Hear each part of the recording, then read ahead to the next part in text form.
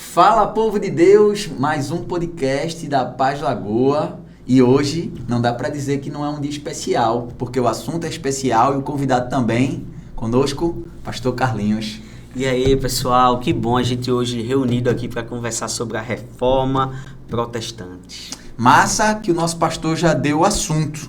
Pastor Carlinhos, todo ano, em outubro, nós comemoramos a Reforma. E eu queria que o senhor explicasse um pouquinho para quem nunca ouviu falar, que a gente tem pessoas que nunca ouviram falar, o que é a Reforma, e aí a gente vai desenvolvendo para as pessoas que já conhecem um pouco também. Mas o que é essa bendita Reforma Protestante? Massa. Tem muita gente que, tipo assim, eu vejo que muitos estudiosos, eles de alguma forma, eles tentam tirar o brilho da Reforma, né? Dizer assim, não, mas a igreja sempre esteve em uma reforma constante. Embora ela tivesse momentos escuros em sua história, né, ela sempre teve aquele grupo, né, fiel, né, aquela dispensação que a gente chama, né? Então, em todo o tempo você vê essa busca por essa autenticidade cristã, né, bíblica. Então, assim, a reforma foi um momento importantíssimo da história. Nós, como anglicanos, não só acreditamos que a reforma trouxe um legado muito grande, como a gente acredita também que teve muita contribuição da igreja inglesa nisso aí. A gente acredita que, de alguma forma, ela teve resultados práticos, por mais que os críticos falem assim, mas a reforma também trouxe muito mal, né? Trouxe a galera legalista que, sei lá, engessou Deus, tal, aquela coisa toda. Mas, de forma prática, você vê que ela trouxe resultados que, de alguma forma, a igreja precisou responder, né, ao que aconteceu na reforma, né?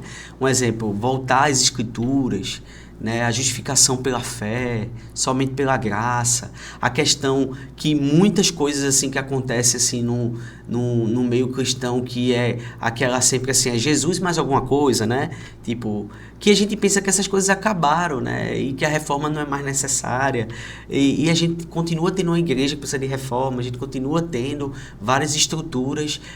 Pode não ter, assim, aquela questão de você comprar indulgência, embora que você for lá na igreja, na igreja católica hoje em Roma, você compra indulgência, tudo normal, como sempre pôde fazer, né? Mas eu acho que ainda assim você tem igrejas neopentecostais que vendem indulgências, que vendem terreno no céu, que vendem bênção, né? Que vá para o culto de quebra de maldição hereditária e a gente continua urgente muitas reformas, como também nas igrejas históricas.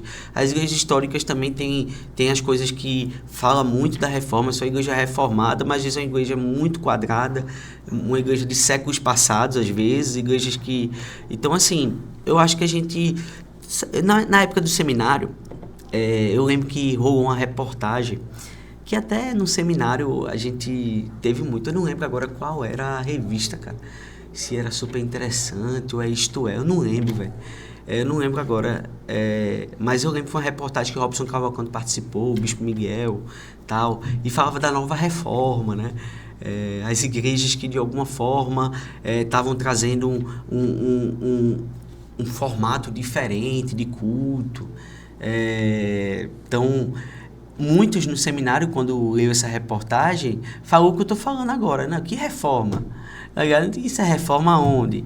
Entende? Então, assim, aquela questão do movimento Vineyard, de contemporaneidade, foi? Eu não lembro, cara, porque faz tanto tempo que eu li.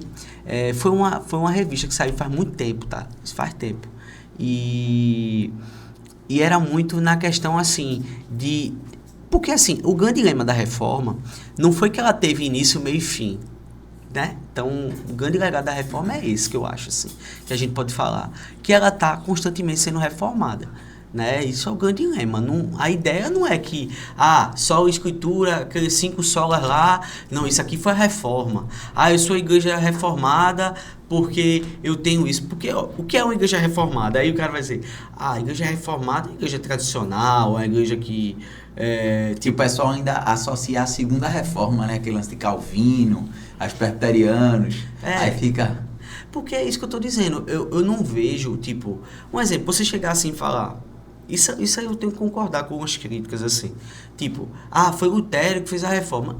Não, Lutero foi um homem de Deus, no tempo de Deus, na época que Deus queria, que foi importantíssimo para aquilo. Mas todas as críticas que Lutero fez já se falava 2 séculos antes. Carlinhos, sabe uma coisa que é muito bom? Tu falou aí, é comum a gente até tratar. Fala pra galera que tá em casa, assim, um pouquinho do que é isso. Por que dia 31 de outubro é o dia de comemorar? Quem foi... A gente dá como agente Lutero, né? Por que dá esse agente? O que foi que aconteceu? Não, exatamente isso, veio. Estava acontecendo de forma bem simples, qualquer coisa tu complementa, mas, tipo, de forma bem simples, foi muito assim. A igreja católica, ela estava assumindo uma postura com muitas heresias, né? Tipo, indulgências, abusos de autoridade. Então, isso, de alguma forma, fez com que as universidades naquela época que existiam, elas começassem a ter sérias críticas, e são coisas absurdas. Aí você diz assim, cara, que coisa absurda acontecia, vendiam um pedaço da cruz de Cristo, vendiam um terreno no céu, aí você diz assim, pô, mas hoje faz isso ainda, tá ligado? Tipo, essa água é a água do não sei da onde, então continua existindo isso. Então naquela época existia isso, e as pessoas, a igreja estava assumindo uma postura muito corrupta, né? Então o clero, a tradição, ela estava acima, né, das escrituras, e aí esse monge, né, Lutero, ele começou a ter acesso às escrituras, ele começou a ler as escrituras, ele começou a lidar com a graça de Deus, principalmente no livro de Romanos, e ele foi extremamente transformado por aquilo. Ele começou a ler o que os críticos falavam sobre a igreja católica, dos abusos, e ele começou a entender. Então Lutero, ele quando pregou as 95 teses ali, ele, na verdade, no dia 31, ele botou lá na igreja, tudo, bateu o martelo. Aquilo ali foi o que a gente chama de início de tudo aquilo. Mas é como eu estou dizendo, não foi só isso. Existia... tanto é que porque, um exemplo, se Lutero fizesse isso em outra época, né, ele era morto no outro dia, pô. Então, nessa época que ele fez, ele teve apoio de reis que protegeram ele. Claro que ele sofreu perseguição, ameaça, né? Mas, assim, você vê que foi o tempo oportuno de Deus, né? A gente pode dizer assim, é um tempo dentro do tempo que extrapola o tempo, né? A gente pode dizer assim. É um tempo oportuno, né? É a plenitude dos tempos que a gente fala, né? Quando Jesus veio, né? Então, é um tempo oportuno. Lutero foi esse homem de Deus, um tempo oportuno, né? Embora que... a reforma, ela vai acontecendo em vários lugares da Europa, né? Ela vai, claro que ali foi o começo, né? A Inglaterra foi a base, né? Teológica, a gente pode dizer assim, né? O fundamento. Então, Lutero, ele estava pavimentado antes por vários fundamentos. Então, Lutero, ele foi aquele homem, como a gente sempre diz, né? Tipo, você não constrói nada só, você não faz nada só, né? Então, nesse dia específico, você viu que a igreja ali começou através a gente pode falar também da imprensa, começou a divulgar essas ideias, Gutenberg, né? Então, e a partir dali, aquelas ideias da reforma, elas foram alcançando toda a Europa, né? E os reformadores foram surgindo, aí começam as discussões teológicas dos reformadores. Mas assim, para você entender que nós somos uma igreja que fazemos parte disso, né? A gente pode dizer que diretamente a igreja anglicana contribuiu muito com a reforma. Ela não é fruto da reforma, né, pode dizer assim, mas ela contribuiu e foi influenciada pela reforma também. Ela foi influenciada pelos avanços que surgiram na reforma. Ela precisou rever a sua igreja anglicana a partir da reforma. Então, o legado que ela tem, cara... quando eu vejo as pessoas criticando assim, não tem como mensurar o legado, mas também a gente sabe que houve alguns prejuízos assim, porque as pessoas pegam um rótulo ali e defendem ideias que foram da reforma que nem os reformadores defenderam, entendeu? Então, é o que eu vejo. Eu acho que como igreja, para mim, qual é o desafio que eu vejo assim? O desafio é a gente estar atento a isso, né? Poxa, o que a gente tem feito? Está ancorado nas escrituras? Está ancorado nos ensinos, no ensino apostólico? Na boa tradição da igreja? O que a gente faz como igreja? As influências, cara, não tem como a gente fugir das influências, não tem, cara, a gente tá nesse mundo, nessa época, com essa visão de mundo de alguma forma, por mais que a gente diga a cosmovisão cristã, mas a gente não tem como sair desse mundo, não tem como você ser um alienígena que tá fora do tempo, entendeu? Eu tô fora do tempo, né? A gente sempre diz, né, que o intelectual mesmo é aquele que ele consegue estar fora do tempo um pouco mais, que ele consegue pensar o seu tempo sem Para além, né? Para além e sem ser tão contaminado por ele, né? Então ele consegue fazer o quê? Ele consegue enxergar o seu tempo, estudar aqueles que escreveram em outros tempos, e ele faz diagnósticos e prognósticos para o outro tempo que vai vir, né? Para onde a gente tem que ir, né? O intelectual, a função dele é essa. Mas, às vezes, a gente produz muito intelectual que está preso ao tempo, que faz críticas que ele mesmo está envolvido nessa crítica, entendeu? Então, que a gente continue produzindo uma boa teologia, uma boa consciência da igreja, para que ela continue apontando para o futuro de forma saudável, né? Não tem como, Carlinhos, as influências da narrativa coach na igreja, as influências da prosperidade na igreja, a influência do marketing, a influência da administração na igreja, essas influências vão existir. E não tem como você fugir delas, você vai ter que aprender a filtrar elas.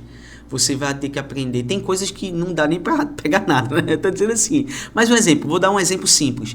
A influência administrativa. Aí você fala, não, a gente aqui não usa nenhuma influência administrativa.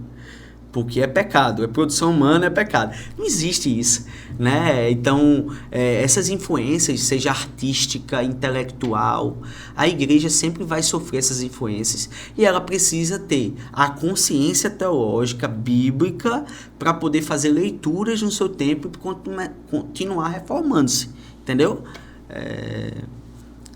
Porque acho que o perigo que a gente corre é a gente fazer críticas que representa uma grande minoria e a gente generaliza, entendeu? E já diria Ariano, toda generalidade é boa. Sabe uma coisa que tu fala que eu me apego? Eu, de uns tempos pra cá, tenho repetido algumas frases, sabe? E uma delas é que eu enxergo, Carlinhos, que o Senhor nos deixou 3 livros.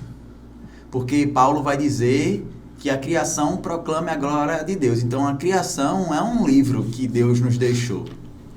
A gente sabe que existe a Bíblia, inclusive é o melhor livro porque é muito pessoal a relação de Deus com o homem, mas tem um livro que a gente fala pouco, que é a história. Eu percebo que a gente quer fazer história partindo do nosso umbigo. E as escrituras, curiosamente, começam dizendo, no princípio, Deus. Deus é antes da história e Ele é Senhor da história.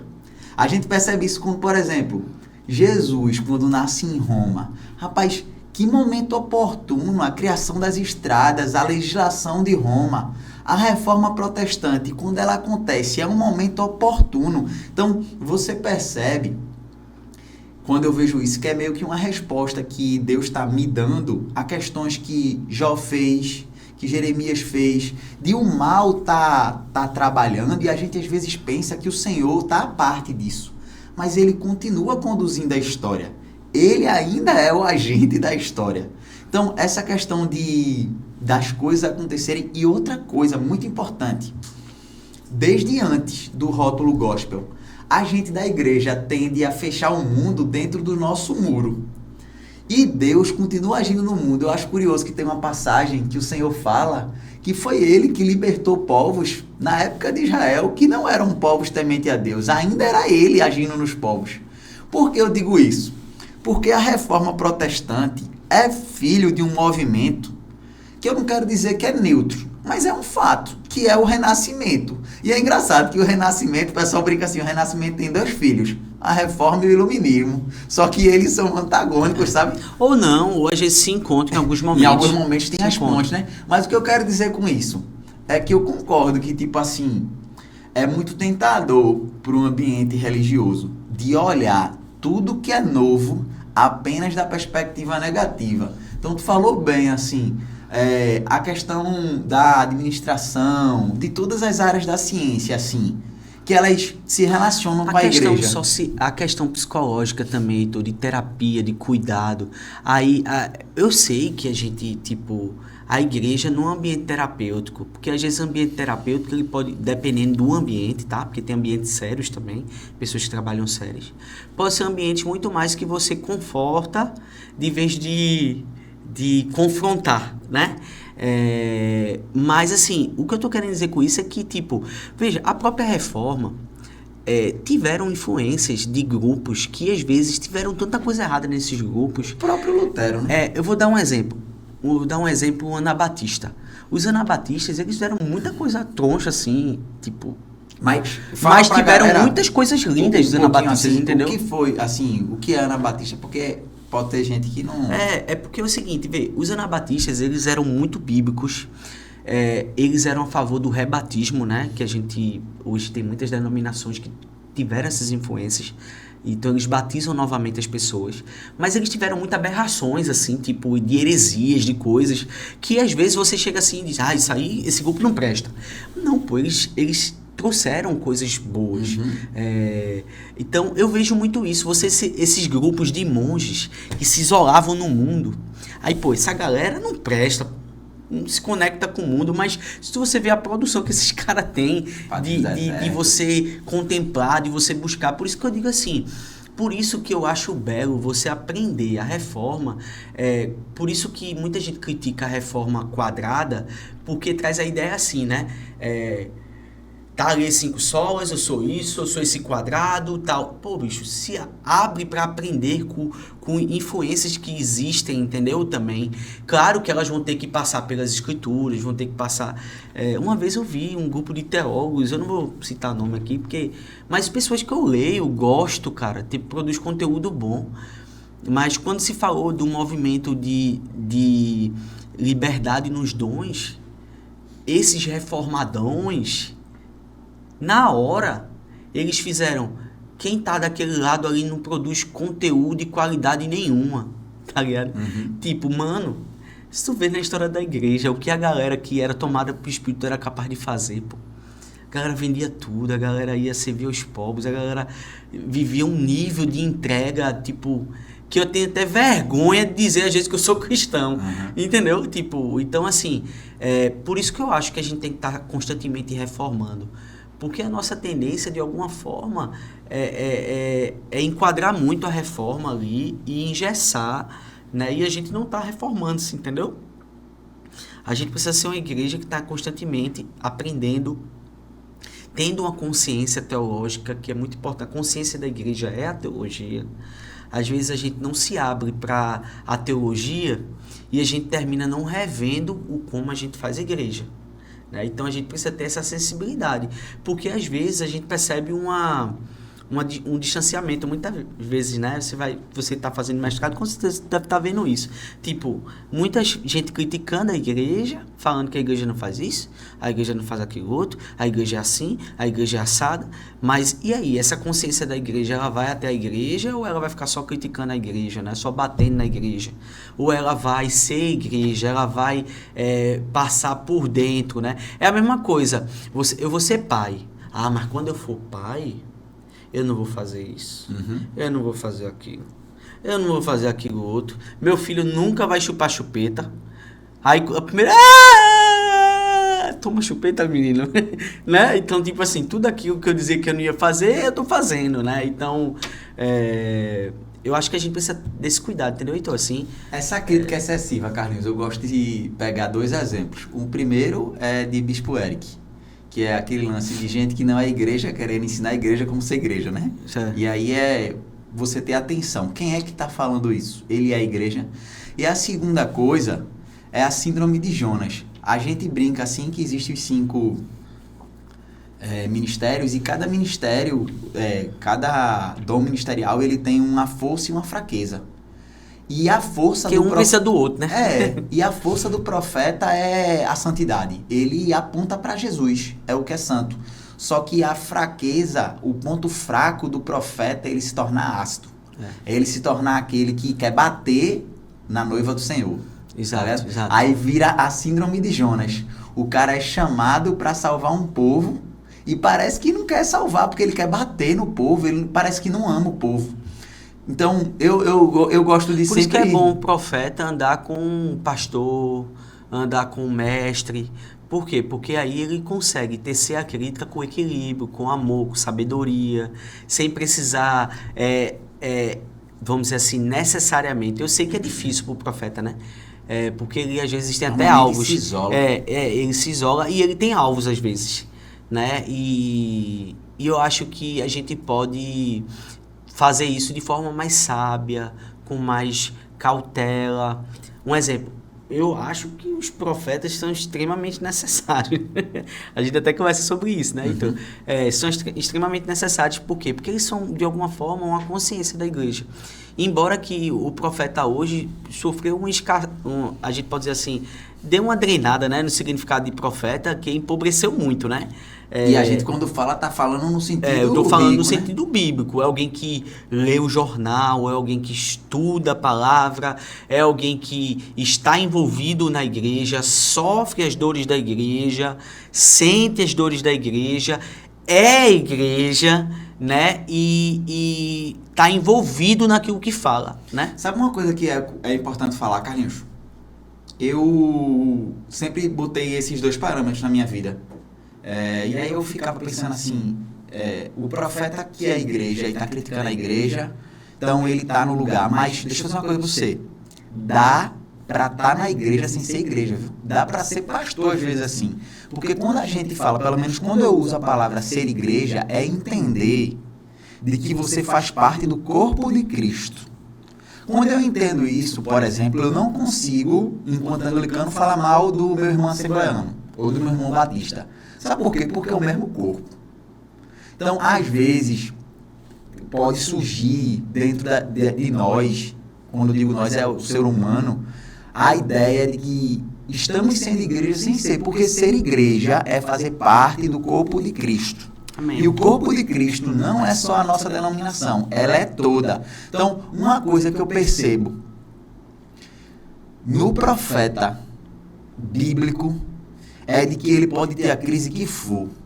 No final, o fruto de tudo isso ele ama o povo de Deus. Porque Jeremias mesmo podia dar os maiores chiliques do mundo. No final, se você questiona Jeremias, ele dá a vida pelo povo de Deus. Você não consegue, eu não consigo encontrar nas escrituras um profeta que não faça isso. A exortação dele, até a exortação dura, como diz João Batista, assim, raça de víboras e tal, até aquilo tem um objetivo final, é a conversão, é apontar para Jesus. Claro. Então, a crítica pela crítica não é reforma. Outra coisa, tu falou que é muito importante, a gente está acabando falando um pouco desse aspecto histórico da reforma, que é ser reformado não é ser nostálgico. Perseverar na doutrina dos apóstolos não é idolatrar práticas antigas. Você pode ter uma tradição. Eu amo tu falar uma coisa. Eu amo uma frase de Karl Barth. Eu gosto muito de Karl Barth. Eu sei que ele teve uma loucura no final, mas eu gosto. Que é assim, a Bíblia numa mão e o jornal na outra. O profeta anda assim. E a reforma vai trazer isso. É muito curioso, Carlinhos. Agora também, a gente não pode também, tirar a questão assim do profeta, porque até isso também às vezes fica muito quadrado, se a gente não tiver cuidado. Porque o profeta também tem a loucura de profeta, né? Tipo, deixa as crises dele, a loucura de profeta no sentido assim, teve uma visão, viu algo, Deus revelou algo. Então tinha as doideiras também, que a gente também não quer falar disso, né? Então por isso que eu falo assim, por isso que a gente tem que abraçar, é por isso que eu digo, quem está falando? Tu conhece quem está falando? Ele dá frutos, né? Aquela questão, então, rolava muito isso, pô. No Antigo Testamento o profeta ele era conhecido pelos frutos. Se ele falou e aconteceu, era um homem de Deus. Se ele falou e não aconteceu, não é. Então rolava muito essa questão. E essa dimensão do profeta, de que é alguém que está ouvindo a Deus de forma muito próxima, que na verdade o profeta era tipo a boca de Deus, irmão. Literalmente. Literalmente. Então assim, esse aspecto hoje, aí você vai dizer assim, mas hoje não é assim. É assim também. Agora, hoje ele precisa estar ancorado na revelação, nas escrituras. Mas esse aspecto sobrenatural, que a gente pode chamar assim, porque para mim tudo é sobrenatural. O cara tá lendo jornal, tá estudando teologia, tá produzindo um conteúdo cristão, que tá trazendo consciência para a igreja, é sobrenatural para mim também. Mas também é sobrenatural. Ele acordou, teve um sonho que Deus falou assim, assado com ele, e ele vai e produz um texto em cima do que ele sonhou, ele ouviu isso e tal. Glória a Deus também. Então, a luta é o desequilíbrio, né? O desequilíbrio, exatamente. Que é ficar ou pendendo só para um lado ou só para o outro. Porque é bem verdade, assim, que a questão, até no Antigo Testamento, o ofício profético, quando a gente pega os profetas, talvez dessa sensação que eles ficavam fazendo milagre todo dia, visão todo dia. Não era, né? Tem profeta, inclusive, que a gente não tem nem registro disso. Tu até trouxe um estudo, foi muito bom, de um exercício profético de 4 meses. 4 meses. O cara foi levantado durante 4 meses e depois sumiu. Ninguém sabe dele, né? E é isso. Dele. Só que, sabe uma coisa que é massa? Eu amo C.S. Lewis, né? E a gente continua querendo domesticar Deus, Carlinhos. E a reforma não é domesticar Deus. A reforma é voltar a Ele. Eu acho que também é uma tendência da reforma querer domesticar Deus. Dizer assim, eu sei como é o modus operandi do Senhor. Ele funciona aqui nesse quadrado.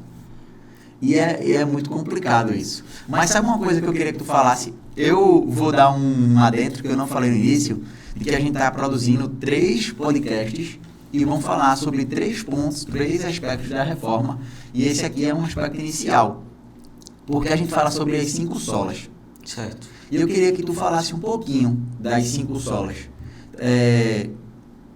Tanto para quem não conhece a reforma, que pode estar nos ouvindo, como para alguém que conhece a reforma e entender um pouquinho assim, cara, por que de 95 teses a gente pegou essas 5 solas e isso é tão importante? Por que é tão importante para a fé protestante as 5 solas, sabe? A gente tem até um vídeo no nosso YouTube, né? Tipo, que a gente fala um pouquinho de cada um. Tu até fez também, não foi, tu? Fiz. Foi. Eu fiz somente a fé. Então, tipo... as solas, elas de alguma forma têm uma representatividade muito importante, porque elas são ideias que combateram muitas coisas que levou à reforma. Então, um exemplo, só as escrituras. Por quê? Porque naquela época a tradição estava acima das escrituras. Então, o que os religiosos daquela época estavam fazendo era o quê? Era denegrindo as escrituras através de ideias, de processos. As pessoas tinham que comprar terreno no céu, as pessoas tinham que pagar para salvar o seu ente querido. Então, eles estavam fundamentando isso aonde? Através dos dogmas, através de ideias que surgiam ali dentro da igreja, que ali somente as escrituras tinham. A ideia era o seguinte, só ela que é capaz de nos ensinar. Ela está acima da tradição. Então, tinha essa ideia. Somente a graça, eu não vou falar numa ordem específica, mas somente a graça. É porque, de alguma forma, as pessoas estavam comprando. Era por obras, era por mérito, era por muita coisa. Então, somente a graça de Deus pode salvar. Ninguém salva a si mesmo. Ninguém salva porque fez boas obras e aí pode chegar em Deus. Eu fiz obras, então dá meu lugar aí. Não é assim. E aí já traz 2 aspectos muito fortes da época, né? Que o primeiro era essa questão da tradição, que é bem curioso, que é, de novo, a Convergência do Senhor, quem era papa naquele período, eu acho que é Leão X, sei lá, eu não decoro o nome dele, mas eu acho que é. E até o católico ferrenho vai dizer que foi um péssimo papa. Então, você deixava na mão de um homem a capacidade de uma autoridade, de um poder, de criar literalmente dogma, e aí acontece isso. E somente a graça é a contraposição da questão da justificação, né, que a gente estava falando até agora. Claro, justificação pela fé. Era colocado fé e obra. E aí está trazendo somente a graça, né? Somente a graça. Tem a questão somente a fé, né, também, que a gente... você é salvo pela fé, né? Entra a questão da justificação de alguma forma também. Que é a parte bíblica, né? É um resgate bíblico isso aí, né? O justo é salvo pela fé, a fé na graça de Deus, né? Então... É até bom falar pra galera que tem os dois, porque é somente a fé, só que depois eles querem dizer assim, é a fé, mas tu faz alguma coisa pra ter mais fé. Aí, tipo, é somente... E Paulo fala literalmente isso, né? Somente a fé pela graça. Então, tipo, é dom de Deus. Você não faz assim, se eu fizer isso aqui, minha fé aumenta, hein? Porque, na verdade, existia muito intermediários, né? Então, a ideia ali era romper, né, essa questão dos intermediários, né? Então, somente Cristo, né, a gente fala também, porque só Ele é o livre acesso a Deus, né? Só Ele me faz chegar ao Pai. Não há intermediários, não há santos nesse sentido. Embora que há uma beleza nos santos, né, em suas obras e tudo, e eu acho que a gente aprende muito com eles, a gente tem que contemplar o agir de Deus através da vida deles e aprender e nos levar ainda mais a caramba, eu preciso como cristão rever isso aqui, caramba, ver que entrega linda, ver que renúncia linda. Então, eu vejo que esses legados aí, tá faltando acho que né? Acho que a gente falou. Não, somente a graça, somente a fé, somente as escrituras, somente Cristo e somente só lhe deu glória. Só Ele a glória, né? Que é a questão de às vezes a figura, né, do padre, do papa, era uma figura que era muita autoridade, velho. E às vezes essa perspectiva do serviço, né? A veneração, aquilo que a gente até conversa hoje também, né? O cuidado que a gente tem que ter como pastor, como líder, para a gente não achar que é sobre nós, né? Que é algo que a gente está construindo, porque hoje em dia é o seguinte, ministério Heitor Machado, né? Então, os ministérios estão assumindo a forma de como é que a gente pode falar? Eles são personificados. A personificação, né? A personificação, a formação dessas figuras emblemáticas que elas passam a ter a perspectiva até de Deus, assim. Então, elas não erram, elas são perfeitas, elas não são vulneráveis muitas vezes. Carlinhos, sabe uma coisa que eu percebo? O legado, a gente vai falar no outro episódio sobre legados, e a ideia da igreja reformada sempre reforma é muito perceptível na tua fala. Sabe por quê? Nós vivemos num tempo em que a igreja protestante é tentada pelas mesmas tentações que a igreja católica passou. E até a circunstância ajuda, porque a circunstância que fez a igreja católica se tornar isso foi quase um pleno poder.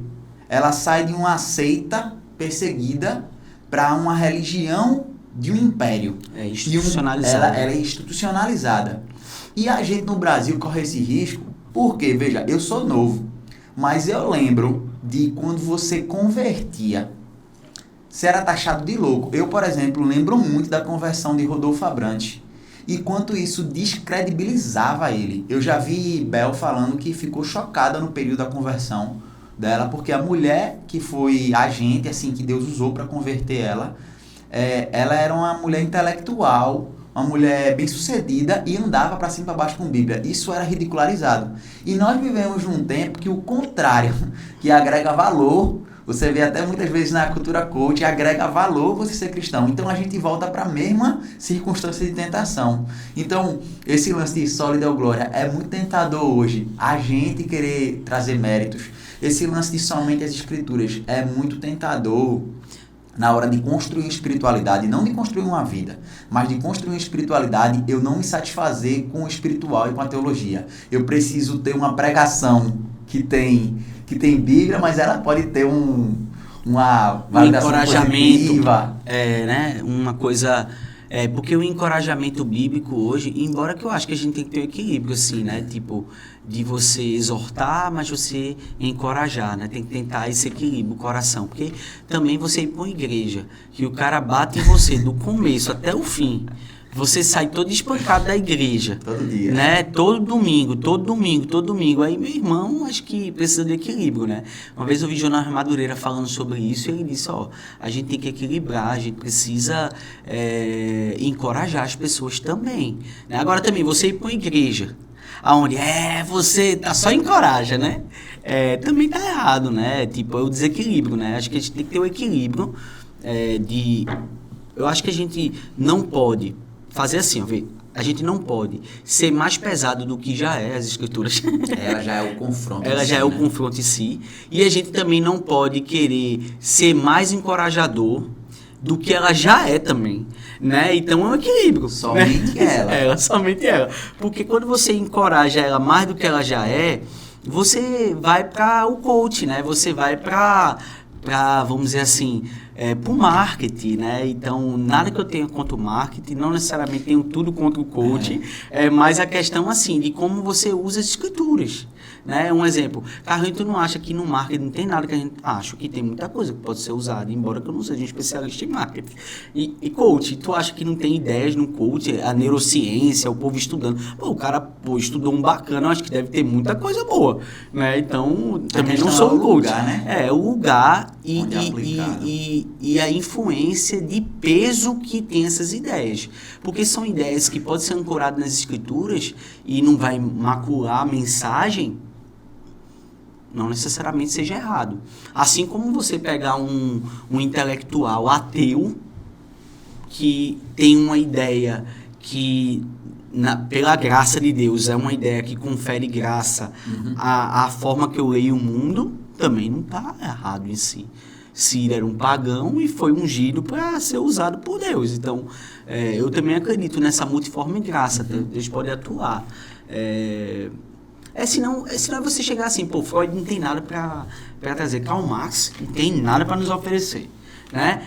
Aí você sai pegando ali pessoas que tiveram ideias que, em alguns momentos, tiveram sinais da graça de Deus, embora ele fosse um pecador, embora a raiz da fundação de tudo que ele criou não seja Cristo, não seja Deus, né? Então, ele foi criado por Deus. Ele quando querendo você ou não querendo. começa a ser mais fiel, assim, se despir de convicções e ver a história, principalmente a história bíblica, essa construção, ela é quase que natural, porque você vai perceber, até o próprio Lutero, mas principalmente eu vou me apegar às histórias bíblicas, que veja só, ninguém é tão perfeito assim, é porque a gente tem de novo, o lance veneral, você pega assim e trata como se os heróis da fé não tivessem feito os erros e tal. Na Bíblia eles erram, quanto mais Lutero, Calvino, né, essa galera tem... Sabe o que eu uma vez discuti? Não vou citar nome, é lógico, né? Mas eu lembro que um jovem, não estava nem na Lagoa ainda, ele veio questionar, cantar um determinado cantor, porque ele tinha se envolvido em algum problema. Aí eu olhei para ele, e foi numa mesma época que eu tinha descoberto que Lutero, que foi uma bênção para a reforma, trouxe contribuições negativas para a questão semita. Dos judeus, né? Aí eu pensei assim, mano, tu pensa em jogar, tu gosta da reforma protestante?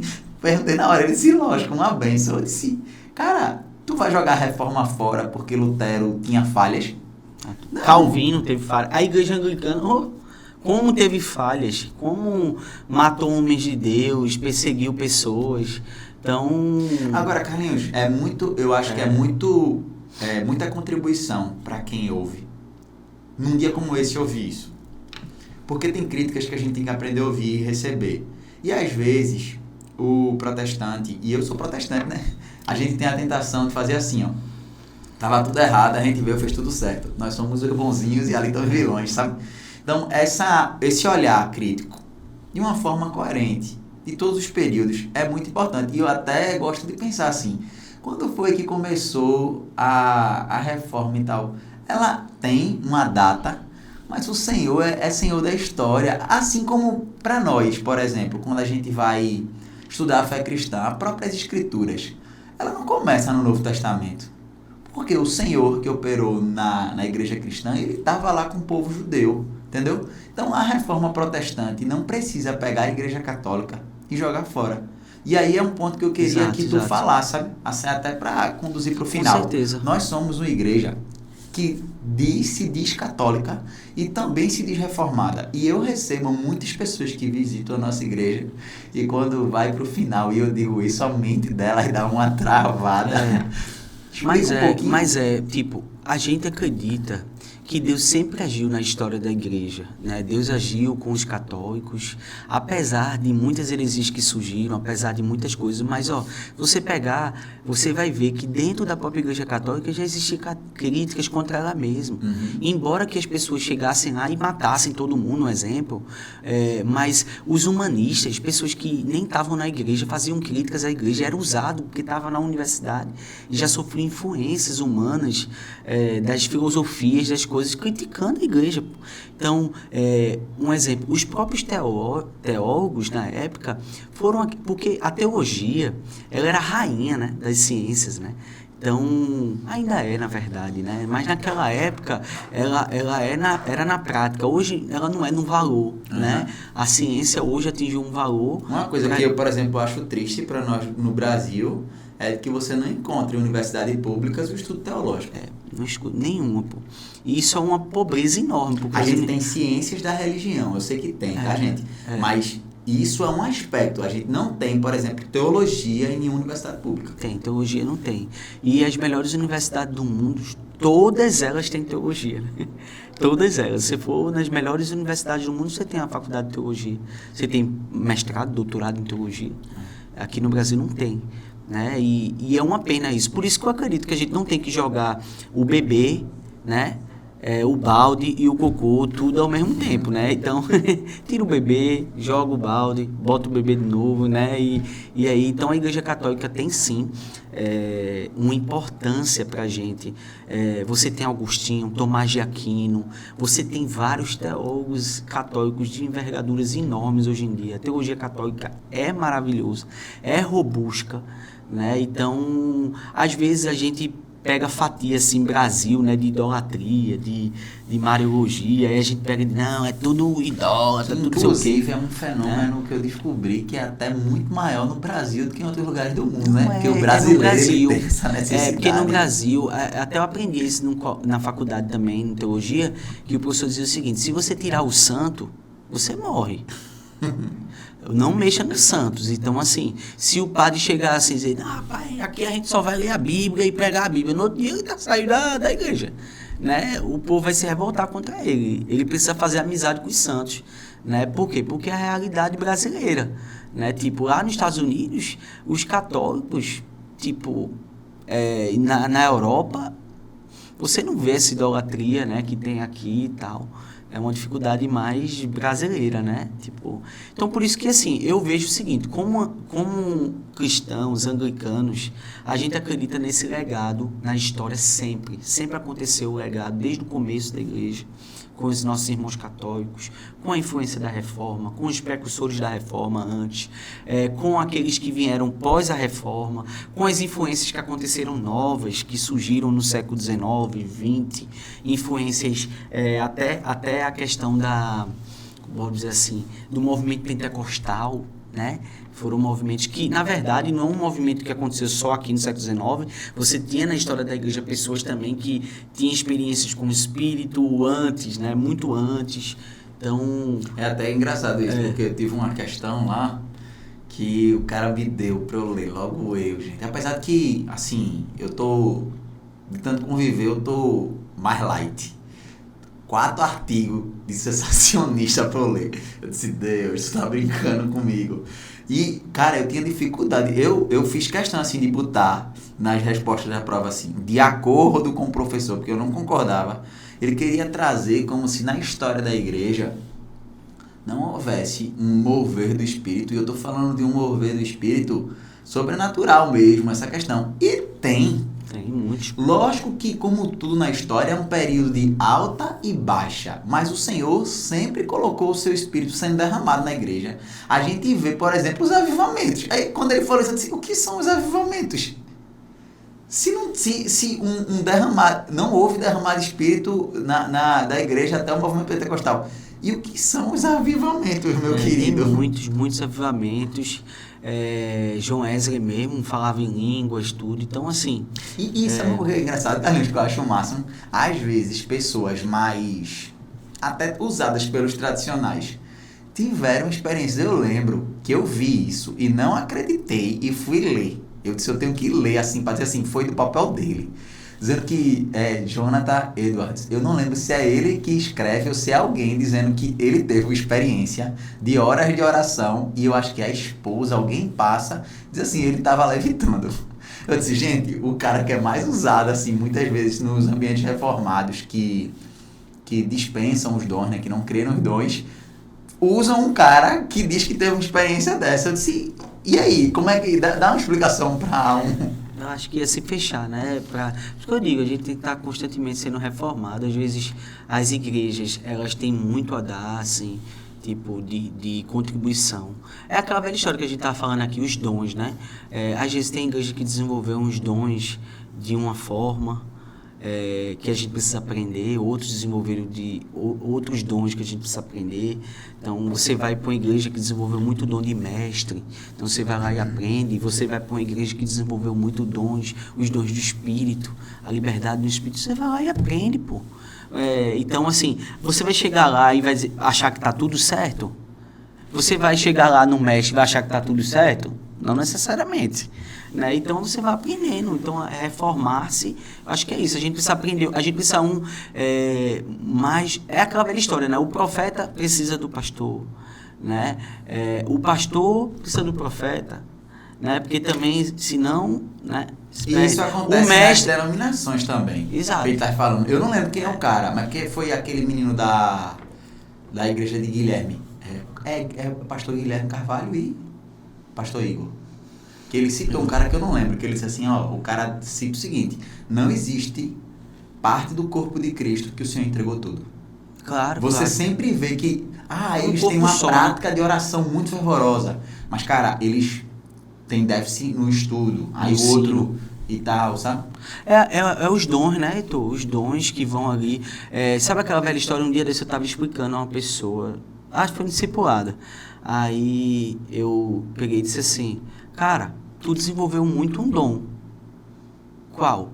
O dom de liderar, né? A gente pode até falar aqui que o apóstolo, ele tem essa ideia de liderança, né? Tipo, de liderar.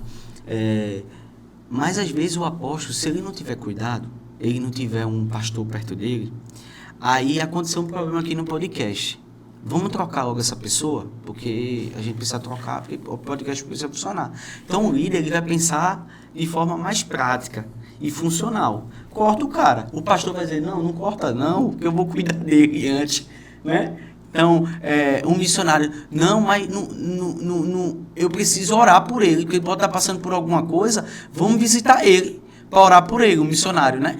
Vamos visitar ele, vamos orar por ele, porque ele pode estar passando por alguma coisa. Aí o mestre vai dizer, não, eu preciso ensinar ele o porquê ele está errando. Então, cada um tem o seu dom, entendeu? É a mesma situação, é a mesma pessoa, mas cada um vai trabalhar de uma forma diferente, entendeu? De acordo com o seu dom. E um vai precisando do outro. Entendeu? Então, assim... Cara, muito bom, Carlinhos. Muito bom. Eu espero que as pessoas de casa tenham esse tempo de refletir a reforma. Eu queria terminar falando uma coisa, porque eu ando pela Lagoa e eu já fui inquirido, acho que 2 ou 3 vezes, por irmãos católicos. Eu chamo irmãos católicos, eu não tenho problema com isso, não. E existe um movimento hoje no Brasil de irmãos que são protestantes se tornando católicos. E às vezes eu vejo alguns pontos de crítica. E eu recebi, nesse período de outubro agora, 3 vezes aqui no bairro, uma pergunta que eu sei que vocês não fizeram, mas vocês podem receber e eu queria responder. Que foi irmãos tratando assim, vocês protestantes estão errados em comemorar a reforma, porque a reforma é um divórcio, e divórcio não se comemora. Eu vi 2 vezes. Eu lembro que a primeira vez que eu recebi essa pergunta, eu tenho tentado fazer o exercício de ouvir ouvindo, e não esperando a vez de falar. Aí eu internalizei o que ele falou, né? Mas num segundo dia, que veio de novo, eu disse, meu irmão, veja só, se o seu comparativo é de um casamento, eu acho que uma relação de casamento em que a mulher é cativa, é um cárcere privado, ela pode comemorar sim, se você quer usar como essa comparação. Porque o próprio Lutero, ele começa a reforma protestante, assim como os próprios cristãos começaram dentro do judaísmo. A ideia era apontar para Cristo e haver uma reestruturação. E ela não houve, e aí há um partir. Então, Lutero fez isso, inclusive, inicialmente, e a Igreja Católica se manteve firme a isso. E a obra do Senhor, ela não para, o Senhor transcende tudo, então acontece. Então, essa ideia, às vezes, que pode ter, que o protestante, ele vai e comemora uma divisão e tal, o que a gente comemora é um legado e uma construção. Nós inclusive, eu, por exemplo, oro para que esses princípios da reforma eles gerem frutos até dentro da Igreja Católica. Eu espero que eles tenham um retorno às Escrituras, uma entrega da glória ao Senhor, mas eu acho importante falar isso porque talvez a gente esteja vivendo um retorno àquela... É muito bom o ambiente ecumênico hoje em dia, mas eu estou sentindo, Carlinhos, eu não sei se tu também está sentindo, que é um retorno a uma apologética meio assim, Teve uma época que existia um ataque, talvez exagerado, ao católico. Pode ser que tenha tido. E agora eu estou sentindo isso, ao protestante. Parece que ser uma fé genuína e tal é a Igreja Católica Romana, sabe? Entendi. E é importante a gente lembrar de que não é agora. Também é outra coisa que é importante falar. A Igreja do Senhor sempre foi diversa. Sempre foi. Talvez esse lance de o livro de Atos ser uma resposta que Lucas dá, né? Para como a fé sai de Jerusalém aos confins da terra e ele mostra Paulo como proeminente, Pedro, a gente esqueça que Tomé foi para um lugar, que tantos outros discípulos saíram para lugares, plantaram igrejas e elas são diversas. E algumas delas é muito curioso. O bispo estava até esses dias lá em Copta, né? Cara, eu acho que a igreja de Copta, ela é antes da instituição da Igreja Católica Romana. E até hoje ela existe. Então, veja, uma diversidade do corpo de Cristo fora. Então, o que eu acho que a gente tem que fazer, e eu vivo muito isso. Por que eu sou anglicano? Porque o Senhor quis. O Senhor me colocou na igreja anglicana e eu não sou supra-sumo, a voz da verdade. Eu sou anglicano porque assim o Senhor quis. Não sou melhor do que o irmão Copta, do que o outro. Eu sou um filho do Senhor inserido no corpo dele, que assim seja. Amém. É muito isso. Amém. Glória a Deus. E é isso, gente. Olha só, curta, compartilhe, estude, e eu quero até deixar um convite aqui nesse ambiente, porque o podcast, embora seja uma conversa formal, de certa forma, um ambiente de ensino. Pode deixar perguntas, né? De repente a gente pode responder. Isso, deixa perguntas no comentário, a gente pode responder através da rede social. Não perca a oportunidade de estar com o nosso mestre no estudo bíblico. Eu sempre percebo, é tão rico aquele momento.